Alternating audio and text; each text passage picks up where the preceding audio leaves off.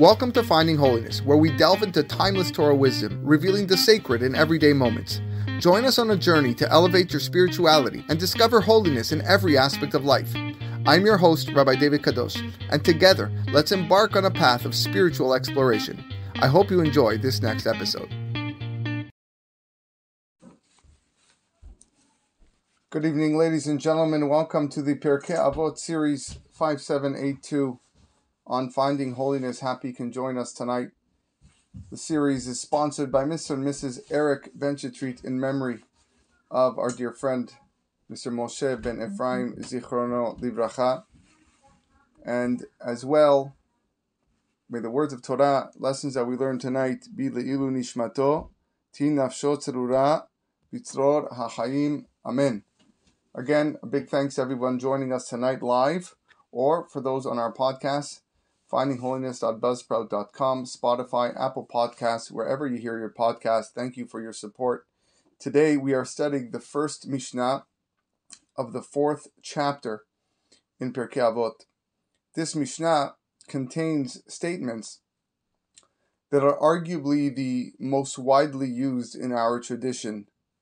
The Mishnah of Ben Zoma, who is the author, has been deciphered, has been analyzed by great commentators, and Be'ezrat Hashem, I hope to shed some light on some new ideas beyond the obvious, although we will touch upon the obvious as we normally do. So let's look at the Mishnah inside, and again, you can open up a Sidur, you can open up a Mishnah to follow along with me, but I will read it and translate it. Ben Zoma Omer, Ben Zoma used to say, Ezehu Chacham, who is considered to be wise. Halomed mikol adam. A person who's wise is a person who learns from every person. Shnei Emar, as the pasuk says in Tehillim, chapter 119, Mikol melamedai hiskalti, ki advotecha sichali. From all my teachers I have grown wise, for your testimonials are my meditation. Next statement. Ezehu gibor, who is considered strong. Hakovesh et yitzro, the one who overpowers his inclination. Shnei Emar, as the pasuk says in Mishlei, 16th chapter, Tov erech apayim migibor, umoshel berucho miloched ir. Better one who is slow to anger than one with might, one who rules his spirit than the captor of a city. Ezehu ashir, who is rich. The third statement of Ben Zoma. Hasameach bechelko, the person who is happy with his lot. Shnei Emar, Yegia kapecha ki tochel, ashrecha v'tovlach. Ashrecha ba'olam hazeh, v'tovlach la'olam haba. Pasuk says in Tehillim, chapter 128, if you eat of toil of your hands, fortunate are you and good is to you. Ashrecha, fortunate are you, ba'olam hazeh, in this world, and v'tovlach, good for you in the world to come. And the last statement, ezehu mechubad, who is honorable, hamechabed et haberiot, one who honors his fellows. Shneimar ki mechabedai achabed uvozai yekalu. As the pasuk says in Sefer Shemuel, the book of Samuel, for those who honor me, I accord honor. Those who scorn me shall be demeaned. And that concludes the first Mishnah of the fourth Perek. So let's go through each one of these one by one, try to extract some basic lessons, some deeper lessons, some life lessons. And B'ezrat Hashem, we will conclude the class with something to take home with us. Let's talk about the first statement. Ezehu chacham halomed mikol adam. Who is considered wise? The person who learns from all men. There's no person on earth who does not wish to attain wisdom. Shlomo HaMelech writes that if one has not acquired wisdom, then what has he acquired? A person cannot remain in a low level of chokhmah, of knowledge, his whole life. Hashem wants us to explore. He wants us to learn about the world that He created.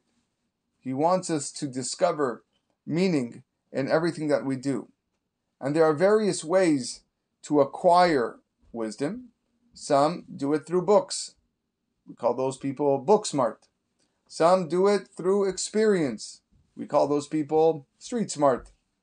Others do it through their teachers. The fact remains that chokhmah, wisdom, is everywhere. And you have to just search for it. Everywhere we go, everything we encounter, every trip we take, there is something to learn, something to explore, and something to discover. And this wisdom is not just found among Jewish people, it's even found among the Gentiles. And that's the reason why Ben Zoma says, Halomed mikol Adam. It does not say Halomed mikol Yehudi, or Halomed mikol Israel, from every Jew, or every Israelite, because the non-Jews possess as well lots of chokhmah, possess lots of wisdom throughout the millennia. And as long as that wisdom does not contradict the Torah values, then it's fine to learn from it. That's where we need to learn from it, in fact. Today, we have many media platforms, one of them such as YouTube, which has become a medium of tremendous learning. And there are many how-to videos to get across through life and discover things and learn things that it could be very beneficial. Just the other day, or a couple weeks ago, I was faced with I was in a certain predicament where I needed to unplug my dishwasher. I was getting rid of a dishwasher, bought a new one, installed a new one. I needed to unplug a dishwasher. Now, I'm not very handy. In fact, it's one thing I definitely need a lot of practice for and to work on that. I'm not a handy type of person. I didn't really know how to take apart a dishwasher, but it was necessary for the delivery men to remove the old dishwasher for me. Otherwise, it would be stuck in my house. So I watched a 20-minute video on YouTube of some person in Tennessee, United States, who showed me how to dislodge a dishwasher from its piping and its electrical circuits and wires. And great. Halomed mikol Adam. Now I know how to take apart a dishwasher. And as well, the other day, I had an issue with a swimming pool heater. And I needed to take apart the heater to clean, the filter. I need to take apart the filter to clean out the filter. Again, being a person who is not known for his tremendous handiwork, maybe for some people this would have been quite easy, but for me it wasn't. So I had to go online and figure it out in just a quick YouTube search, and I found what I needed to do and how to do it. So you see that there is learning across the spectrum of the globe. And again, as long as that wisdom does not go against the Torah values, then it's perfectly legit to learn from any person. This guy on YouTube, these people on YouTube not only taught me a skill, but as well, he saved me money. I would have had to call a professional to dislodge the dishwasher or to fix the pool filter. Not everything is learnable, however, and not everyone is a teacher. There are many, many disgraced individuals online who are preaching things that should not be heard. They are preaching ideas and philosophies that are against our religion, against any level of morals, and for sure against our culture. These individuals, we can call them conceited individuals who have no prior knowledge of anything and wish to spit out the garbage that is in their mind at the world at large. And people listen to this and they believe it and they fall trap to it. Many shouldn't even be classified as Adam, as a human being, because their life is nothing similar to man, but rather to animals. They live a life of drugs. They live a life of sex and alcohol and abuse. And why would anybody want to absorb any knowledge that comes out from these people when it's hard to even classify them as people, given the garbage that they spew out to the people listening to them? But pushing those aside, I believe that a lot of the people, majority of the people of the world have what to offer and have what to give. And we have to learn from them. The Talmud talks about 10 different steps that are required in order to make your bread. That's one of the reasons why we hold the bread with 10 fingers, although I gave a recent class on that not long ago, just last week. But one of the reasons why we hold our bread, or when we say hamotzi, with 10 fingers because there's 10 different steps in order to get bread from the moment the wheat is planted until it lands on our table. So that means I have to thank the farmer, and I have to thank the baker and all the people involved in getting that bread onto my table. I learn from them. So there's lots to learn, but you have to be willing to learn. And you can't think of yourself as a person that knows it all. You can't think of yourself as the know-it-all type of individual. Otherwise, you will stagnate. You will remain here, and you will not grow. And that has to be constant. The growth of learning has to be continuous. It's not a one and done attitude. The learning has to be halomed mikol adam, in the present tense. A person who lives their life in constant awareness that everything around him, there is what to learn. That's the person who's going to reach the level of the Chacham. The Chacham is a very, very lofty level. The Chacham requires a lot of study and requires a lot of general knowledge as well. And then the person always has to go around thinking that there's still areas for him to improve, not only in his character traits, but of course in his Torah study and in general knowledge as well. One of the benefits and advantages, I would even call it one of the pleasures that I have personally teaching in a Jewish school, is the ability that I can reach out to my fellow colleagues, my fellow Rabbanim, and we often share ideas of Torah. We'll stop each other in the hall and we'll share ideas on the weekly parasha. We'll look at a peculiar or complex halacha and we'll discuss it. Being that we share the same passion to teach Torah, this is something that we enjoy. And we can stop each other and share our novelties and share our chidushim. And those sometimes that could be the highlight of my day, to hear a new chidush from a colleague, from a rabbi that is around me. We stop in the hall and share divrei Torah. We share divrei chizuk. Each one walks out a different person. I'm not the same person after I heard that Divar Torah than I was before that Divar Torah. And really that's the mindset we should have whenever we are listening to a Divrei Torah. I'm going to finish this Divar Torah eventually tonight, and we hope that you are now a person who has grown in learning. You have a new idea of what this Mishnah means, Bezrat Hashem, and you're not the same person as you were before this shiur began. That is Ezehu Chacham Halomed Mikol Adam. Moving on to the second statement of Ben Zoma. Ezehu Gibor HaKovesh et Yitzro. Who is considered strong? Who is considered mighty? He who conquers his yetzer, his inclination. Let's speak a little bit about strength. The Greeks were known for idolizing the human body in human form. They were the creators of the Olympic Games, and that was just an extent of this line of thought that was idolized by so many people many, many centuries ago. But Ben Zoma in our Mishnah defines strength something that is the polar opposite of physical stature and physical form. The strong person is not one who can bench press 300 pounds. He is not a person who can build a home or a deck with his bare hands without the assistance of anybody else. But rather it's a person who is able to conquer his yetzer, his inclination. And at first glance, this seems to mean the yetzer hara, the evil inclination. The battle with the yetzer hara is continuous. It never takes a day off. It never goes on vacation. Every morning you wake up and you feel like you want to go back to sleep. Every morning you pray shachrit. You've been doing it for so long, so why do you get that urge to just go back to sleep? Well, the yetzer hara doesn't take a day off. Even Moshe Rabbeinu had a yetzer hara. It just presents itself in different forms to different people. Every person faces a different battle with the evil inclination. And again, this is why the verb that Ben Zoma uses is written in present tense.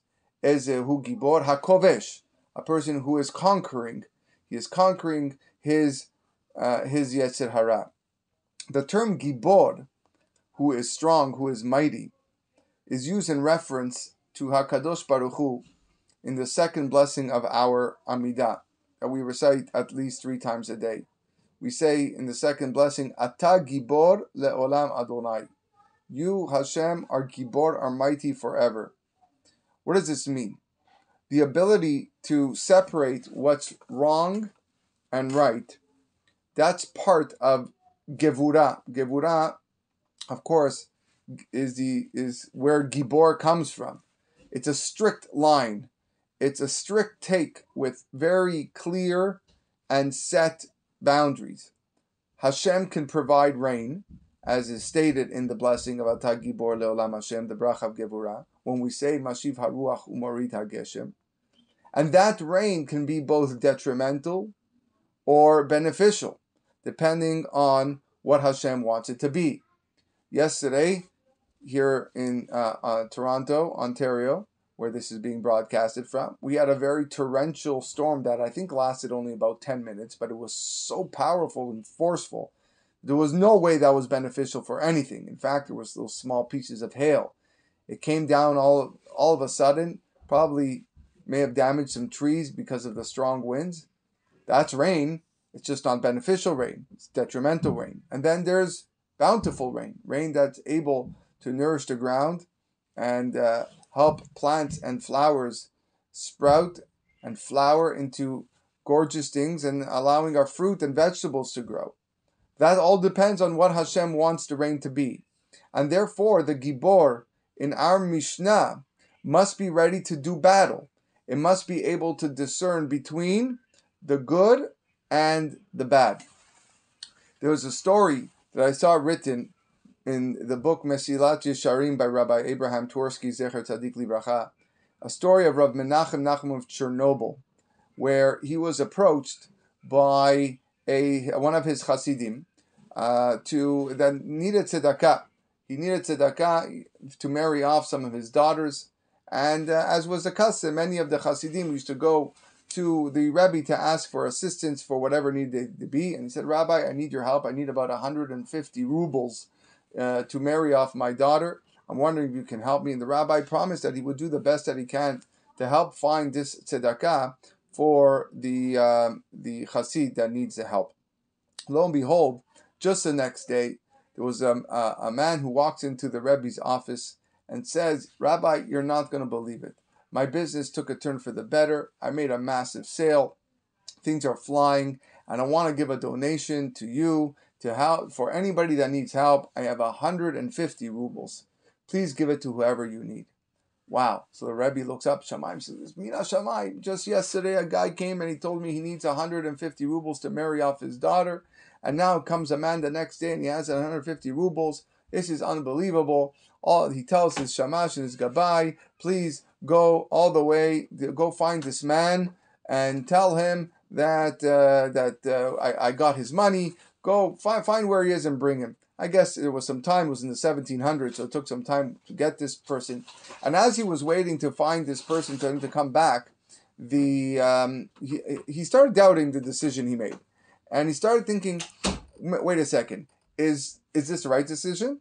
Is this something that I have to do to give him the 150 rubles? You know, there's a lot of people that come ask me for tzedakah. So I'm going to give him something for sure, but what, do I got to get him all 150? Maybe I'll just give him 100. Maybe I'll just give him 75. You know, even 75 rubles is a large amount of money. And I can save the other 75 for other poor people that come and require assistance for food, for shelter, or for whatever. And the more he was waiting for this person to come back to collect the 150, he kept on thinking, maybe that's what I should do. Just give him 75 or just give him 100. I don't have to give him all 150. And then he stopped himself in his tracks and he said the following. He said, wait a second, I got two ways to go here. I got two different ways to act. One of them is being advised to me by the Yetzer Hatov, the good inclination. And the other one is being advised to me by the Yetzer Hara, the evil inclination. Which one is which? Which one is the good inclination? Which one's the bad inclination? And he concluded that the option to only give 75 to the person and split up the rest to other poor people, that has to be the Yetzer Hara. It has to be the evil inclination. The reason why he thought that is because only the evil inclination would constantly be nagging him over and over and over. He goes, that has to be the Yetzer Hara. The Yetzer Hatov was that first thought that entered my mind to give that person all 150 rubles to help him. And then it was removed. And now only the Yetzer Hara is trying to get me not to give him the 150. Why am I telling this story? Well, from the language of the Mishnah, this person who is considered Gibor, he doesn't just conquer the evil inclination, but the language that is used is Hakovesh et Yitzro. He who conquers his Yetzer, his inclination in general. Yitzro implies both inclinations. Not only must he conquer the evil inclination to prevent him from sinning or spiraling downwards spiritually, but as well he needs to capture the Yetzer Hatov, the good inclination, and make it a part of him, because the word kovesh connotes two different meanings. On one hand, it can mean to defeat, like a person is kovesh, an enemy at war, he conquers and defeats them. That's something we do with the Yetzer Hara. But at the same time, kovesh can also mean to capture and keep. I want to keep this Yetzer next to me. That's the Yetzer Hatov. So at the same time, you got to be able to find the reason for both. I got to defeat the Yetzer Hara and capture the Yetzer Hatov. And the person who's able to set clear boundaries and understand what is happening, that is the Gibor. And in many ways, we emulate HaKadosh Baruch Hu. We do know, however, that often we fail at this. And often we fall prey to the evil inclination, or we manage not to capture the good one when it presents itself. And that's why we cannot be called Gibor Le'olam. Ata Gibor Le'olam Hashem. When we refer to Hashem, it's Ata Gibor Le'olam Hashem. We are not Gibor Le'olam. Given that there is no man that doesn't sin, then we have to consider every single day like a fight and a battle. Every morning we lift our spiritual weights in an effort to win the fight and the war against the Yetzer Hara. And at the same time, we understand that we cannot do it without Hashem's assistance. This is why it's written in the holy books that the ultimate Geula will come as a result of the entire world either being Kulo Hayav or Kulo Zakai. Either the world is going to be completely not worthy, and Hashem, out of His tremendous Rahamim, is going to take us out, or the world is going to be completely worthy, and Hashem will take us out because of our own merit. So that is Hashem's midah of Gevurah. So you either are or you aren't. And in fact, you look at the pasuk that Ben Zoma quotes: "Better one who is slow to anger than one with might, and one who rules his spirit in the capital of a city." This pasuk actually seems to imply that having might isn't really the best way to conduct oneself. That Gibor comes secondary to one who is slow to anger. And the reason is because it's always best to act slow to anger. It's always best to act with chesed than to act with gevurah. Hashem is erech apayim verav chesed. That's who God is. He's slow to anger and abundance of kindness. And therefore we have to emulate that as well. But the main lesson, no question, as we aim to be a gibor, someone who is strong, is be able to discern the two between the Yetzer Hara and the Yetzer Hatov, be able to capture it and to conquer the Yetzer Hara, defeat it so that it does not allow us to sin, and at the same time, grab the Yetzer Hatov, make it a part of me, so it'll allow me to act on the right decisions, to act on the mitzvot that I'm supposed to do, and help me become a better Jew. Moving on to the third statement of Ben Zoma, which is Ezehu Ashir Hasameach Bechelko. The next line has probably been, or is the main source for any talk of emunah and bitachon, of faith and trust in Hashem. The concept of being happy with your lot is the secret for being wealthy. Not just being wealthy in your bank account, but as well being wealthy in life in general. The reason is because it is human nature to seek wealth. We believe that the more money we accumulate, the more comfortable we will be. The more extras that we can acquire to make our lives more comfortable. The thing is, we try justifying to ourselves that we don't really want true wealth, but I just want to be able to have what I want and when I want it. And that's an attitude that can be very, very detrimental to emunah and bitachon, because never will he think that he has had enough. And when he doesn't have it, and when it doesn't come through, and things are not working the way that he wanted it to work, then the first person he's going to blame his HaKadosh Baruch Hu is God. God, it's not fair. Why does my neighbor have two very nice cars, and why can't I afford two nice cars? So great is the issue that Hashem actually chose it to be the last of the 10 commandments. The commandment, the Aseret HaDibrot, number 10, is do not covet. Do not covet the wife or the house of your friend. As a child, it's very difficult. It's hard to understand what this means. Number one, you're not married. I don't really know as a child what it means to covet the wife of my friend. But definitely, why in the world would I be jealous of my friend's house? But Hashem knows the nature of mankind and our innate desire to have exactly what my friends have.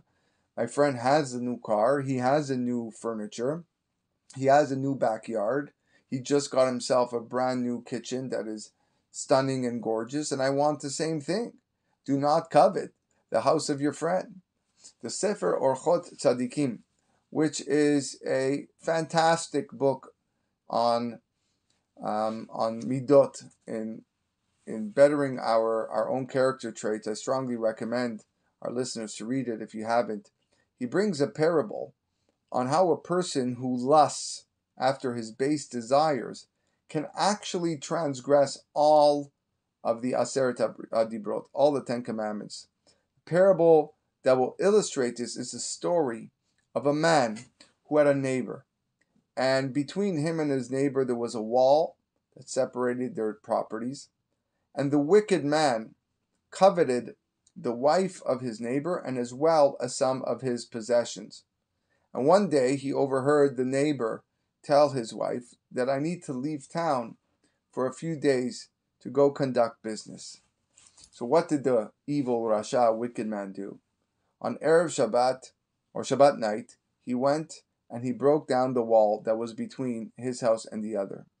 So right there, he transgressed the melacha, he transgressed one of the 10 commandments of remember and keep the Shabbat. Then he forcibly attacked the wife of his neighbor in a way that he transgressed the mitzvah of you shall not covet your friend's wife. At which point he then laid with her, and then he transgressed the commandment of you shall not commit adultery.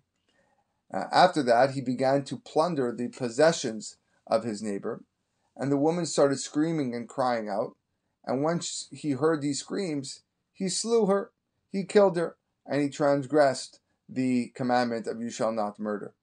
After he had robbed and stolen what he lusted for, he had already transgressed the commandment of you shall not steal, and as well of you shall not covet the house of your friend. Then his father and mother found out what he did and began to rebuke him. He got up, started yelling at them, started cursing at them, and started hitting his parents, and thus he transgressed the commandment of honor your father and your mother. Afterwards, he was brought to court, and he and his worthless companions testified that the property found in his possession had really been left there as a pledge by his neighbor, and that he had permitted his neighbor to take them back in trust even though he had not paid. He had trusted the neighbor with the pledge and was never able to obtain possession of them until now, when the robbers had broken the wall and between their properties and went and grabbed the things. And in the meantime, he had slain the woman when there was a commotion and took back his pledge. Now, with this testimony, he transgressed the commandment of you should not utter false testimony against your neighbor. And then, as he went through life over and over and over again, he swore over and over and over again that he did nothing wrong. And so he transgressed the commandment of you shall not take the name of Hashem in vain. Finally, his crimes were revealed and his wrong became known far and wide. And because of this disgrace, he became utterly depraved He denied Hashem completely and thus transgressed the first commandment of Anochi Hashem Lokecha, I am Hashem your God. He became attached to idolatry because he had no link to HaKadosh Baruch Hu, and then transgressed the second commandment of Lo yeh lecha Elohim acherim. You shall not have any other gods, you shall not bow down before them, and you shall not serve them. So indeed, all of this was caused how? By his ta'avot, by his lust, because he was not happy with what he had. And thus we find that our ta'avot can bring a person to mamash transgress the entire Torah. So therefore we have to be happy. Ezehu ashir hasameach bechelko. We have to be happy with what Hashem gives you, and you will truly be wealthy. I want to focus on that word for a moment. It's sameach bechelko. Sameach means joyous, happy. It's not just satisfied. Satisfied means I'm okay with what I have, but I would be fine with more. But that's not wealth. The feeling of happiness is when you get that gift that you've always wanted and nothing else matters. If you don't know what that feels like, then you're not truly wealthy. But a little kid knows what that feels like. When the little kid wants that toy car, or wants that baseball glove, or a hockey stick, or whatever it is for his birthday, and that's all he cares about, and that's all he wants, and his parents or his friends or whatever buys him that baseball glove for his birthday, he's in cloud nine. Nothing can make him happier because he got everything he needed. He's the happiest boy on earth, the happiest girl on earth, and they are truly sameach. Is there anyone more wealthy than that child?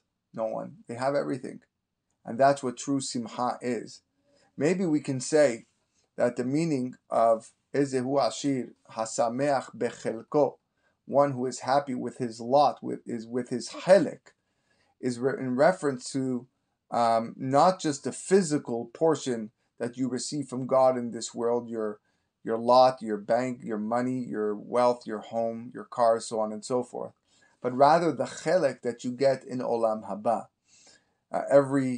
Every time we begin learning Torah shebe'al peh, whether it's Mishnayot such as Pirke Avot or Gemara, we say Kol Yisrael yesh lahem chelek le'olam haba. Every Jew has a portion of olam haba waiting for him in the next world. And it all depends on our Torah and mitzvot. It all depends on our ma'asim tovim to determine how large that part is. A person who is rich is a person who has acquired a chelek, a portion so large that it brings him true happiness. Every time he performs a mitzvah, it's with a simcha shel mitzvah. Every time he performs a chesed, it's with a smile, it's with a hug, it's with a kiss. Every time he avoids an averah, he laughs at defeating the evil inclination. Of course, he's going to be happy with his portion in the next world. You know why? Because he deserves it.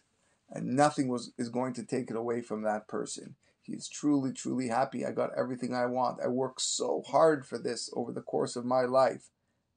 I feel wealthy. I am wealthy. Sameach bechelko, because I know my chelek that is waiting for me. And the last statement of Ben Zoma is Ezehu mechubad mechaber et habriot. Who is considered honorable? One who honors his fellow.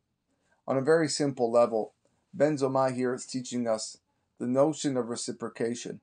When I act kindly and I honor and respect my fellow, in return, I will surely be honored. Deep down inside, everybody wants to be treated like a human being. Nobody wants to feel degraded. The mirror solution is that I must first choose how I treat others, and then other people will treat me similarly in return. Later on, we're going to learn the importance of running away from kavod, running away from honor. The Talmud states that anyone who runs away from honor, honor then chases him. Displaying honor to someone else is really the best form of running away from honor. Because for that moment, I declare with my mouth, or I declare with my actions that indeed you deserve something that I don't. You received this acknowledgement, and I understand that it wasn't me. And I'm acknowledging that. I know it's not me, and I know it's only you. When the recipient then sees your desire to attribute good and welfare on his achievements, that's when he believes that you're really a true friend, and he will respond with similar praises. Now, developing such a trait is not easy, and that's why Ben Zoma hints that it takes a tremendous amount of work. How do I see this? Well, maybe it's hinted into the actual statement. Ezeu mechubad hamechaberet habriot. It's not hamechaberet ha'adam. It's not Ezeu chacham halomed mikol adam. But rather, Ben Zoma chooses to use the noun beriot.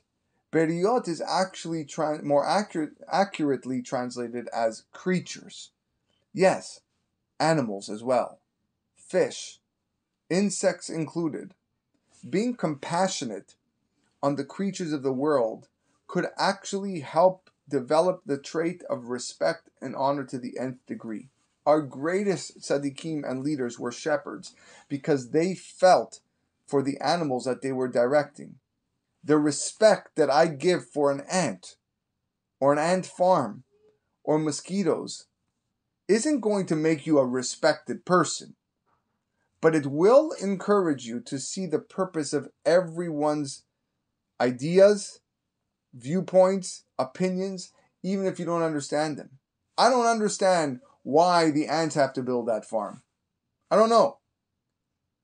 But I'm going to honor their space. I'm going to respect their space. I'm not going to go around and just trample over them and bury them and kill everything that they've built. I'm not going to kill a mosquito or a bee or a worm for no reason. I understand they are Hashem's creations and there's a purpose to them.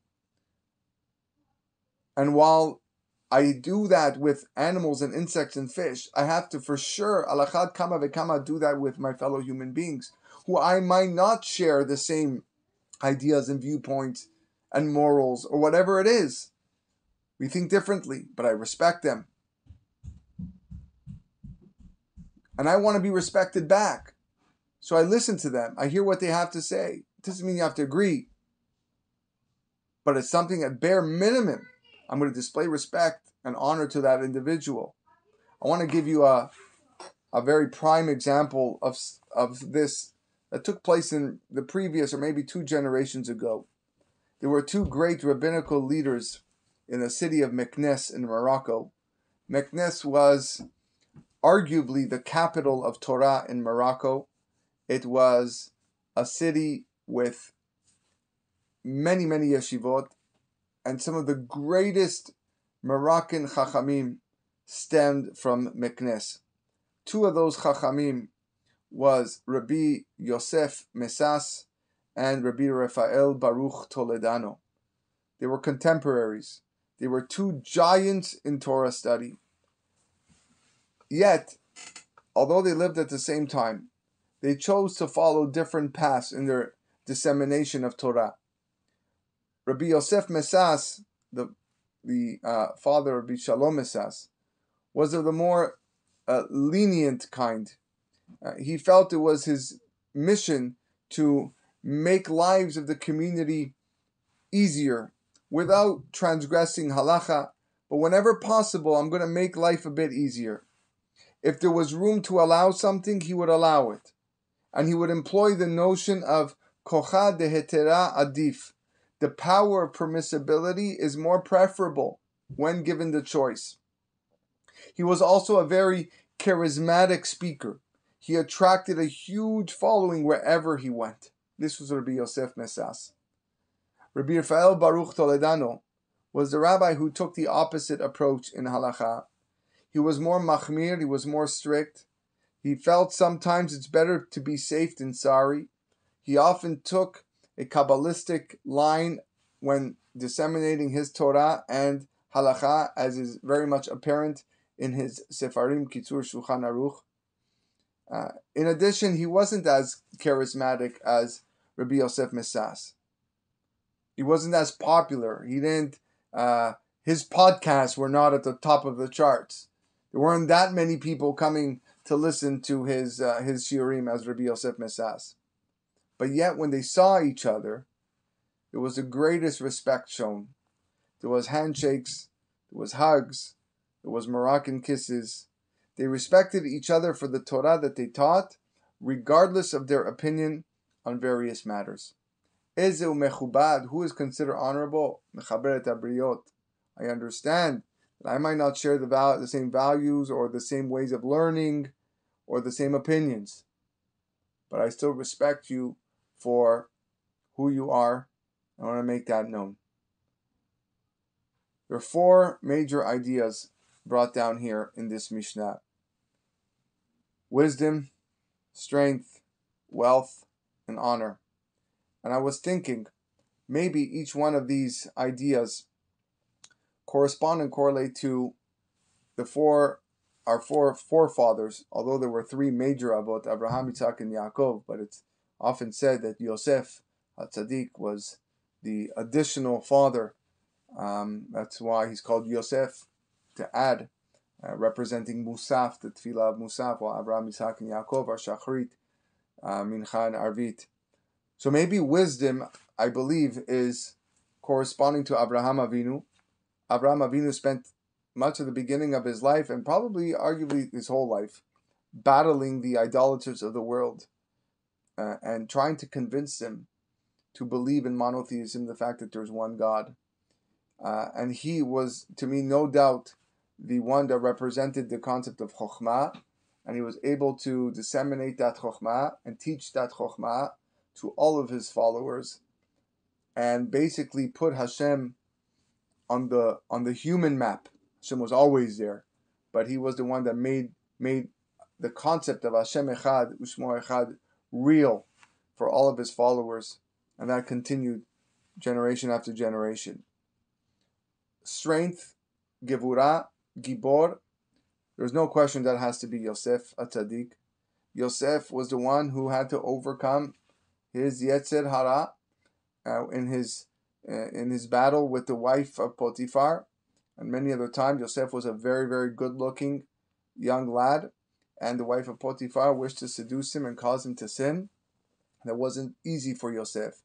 Yosef, of course, represents the Sefirah of Yesod, which is the reproductive part of the body, the parts of the body that has the most pleasure, and as well the parts that is most connected to the Yetzer Hara and feeling and physical enjoyment, and requires a lot of strength. And Yosef was one that displayed that strength when he overcame the temptations of Potiphar's wife. The third was Ezehu Ashir Asameach Bechelko, which is wealth. Concept of wealth has to be connected to Yitzchak. Yitzchak Avinu was the one who fought with the nations to access the wells. This was a bitter fight. The wells which eventually brought him wealth, brought him a lot of riches. Me'as She'arim was Yitzchak, and as much as Yitzchak was a person so secluded, he was a person that was, and also represented Geburah as well, but Yitzchak was very much secluded in his world. HaKadosh Baruch Hu blessed him with tremendous amount of wealth, mainly because of these sources of these Be'erot HaMayim, these wells that he had. And last but not least, Yaakov Avinu Bechir Avot is probably the one that is correlated to honor, Kavod. Clearly, Yaakov Avinu, at the end of his life, was mourned not just by his children, grandchildren, and great-grandchildren, but he was mourned by all of Egypt. And the reason why is because of the blessing which he bestowed on him. Egypt never saw so much beracha than the time when Yaakov Avinu was living there. Yaakov, living in any land that he touched, brought incredible beracha. Of course, the famous Rashi, why do you have to tell me that he left Be'er Sheva? Who cares? Just tell me that he went to Haran. And the answer is because every tzaddik that leaves, leaves an impression on the city. Something is missing when he's gone. And Yaakov Avinu, no question, was honorable because he respected the Paro, he respected the Egyptian people, and he gave them the blessings that he was able to give to allow the people, his children, to live in peace, at least for a certain period of time, until the Melech Hadash rose and enslaved his descendants. There are a lot of amazing things in this Mishnah. That's one of the reasons I believe why it is one of the most often quoted Mishnayot. Whether it's the concept of wisdom, of Chokhmah, that we seek to attain at all day, all times, no matter what, wherever we go, whatever we see. Whether it's the strength that we need to acquire in order to battle our inclinations, our evil inclination, and capture our good inclination. Or whether it's the true wealth which comes with the happiness of our lot, the true simcha, that whatever I have, Hashem gives me, and I understand, and I believe that it is perfect for me, and it brings me true happiness, as I'm like that little kid when I got that baseball glove. Or whether it's the chelik that's waiting for me in Olam Haba because of all the effort and toil I put in the Torah and mitzvot in this world. Or lastly, the honor, the kavod, the honor that I show and I give to every single human being, every single creature, because I understand that they are Hashem's creation, and Hashem gave every human being a neshama, a soul. Every creature has a ruach. It's a living thing, and I treat it with respect. And all I can ask in return is that you respect me back. These are the four basic, fundamental things that Ben Zoma wanted to impart on his listeners and his readers. And Bezat Hashem, through the study of this Mishnah that we just went through, we can walk out here wiser, stronger, wealthier, and more honorable. Wishing everybody a wonderful night. Be well.